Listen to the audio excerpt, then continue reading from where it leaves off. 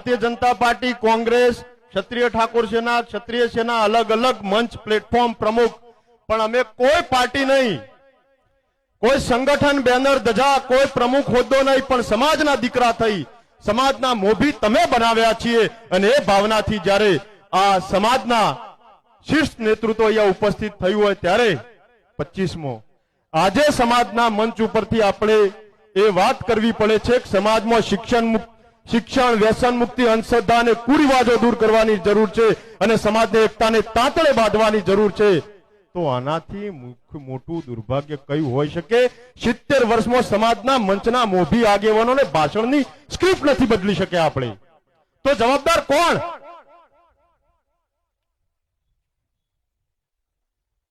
आज जे व्यक्ति आगेवानों नाम लीधा एनो मतलब हूँ एना पर आंगળી નથી ચીતતો કે સમાજના પ્રત્યેક રાજકીય આગેવાન, સમાજના તમામ સામાજિક આગેવાનોએ પોતાના સમયગાળા દરમિયાન પોતાના વિસ્તારમાં નાની મોટી સેવા, ધાર્મિક, સામાજિક, રાજકીય જે પણ સેવા કે ઉપયોગિતા થઈ શકે એ તમામે પોતાના વિસ્તાર અને સમયગાળા દરમિયાન કરી છે, એમાં લેશ માત્ર શંકા નથી।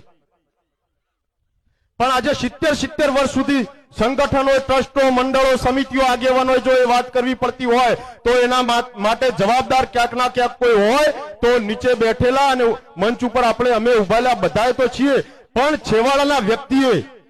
સમાજે પોતે નક્કી કરવું પડશે કે મારા દીકરાને શું બનાવો, મારી દીકરીને ક્યાં લઈ જવી, આ નવી પેઢીને કયા તરફ લઈ જવી, એની ચિંતન કરી, મંથન કરી પોતાના દીકરા કે દીકરીને ઉચ્ચ શિક્ષણ આપવાનું દાયિત્વ અને કર્તવ્ય જો સૌ પ્રથમ કોઈનું હોય તો માતા પિતાનું સૌ પ્રથમ છે। એ દીકરાને દીકરીનું પણ લક્ષ્ય હોવું જોઈએ કે મારે ડીએસપી કે કલેક્ટર કે ધારાસભ્ય કે સંસદ બનવું છે અને એના માટે તનતોડ મહેનત, કઠોર પરિશ્રમ અને દૃઢ નિર્ધાર અને પ્રચંડ ઈચ્છા શક્તિ એ યુવાનમાં, એ દીકરીમાં પણ હોવી જોઈએ। એટલે જવાબદારી સમાજની છે। માત્ર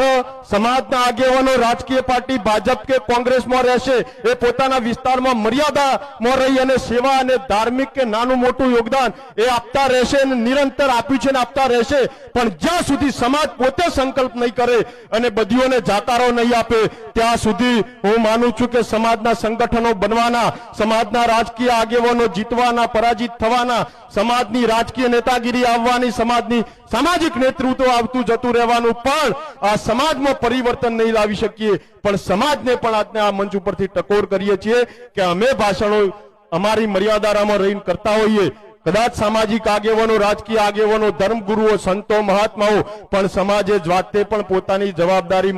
નું વહન કરવા માટે સંકલ્પબદ્ધ બનવું જ પડશે। આ ટૂંકા ગાળામાં આટલું જબરજસ્ત અને મજબૂત ને પ્રચંડ આયોજન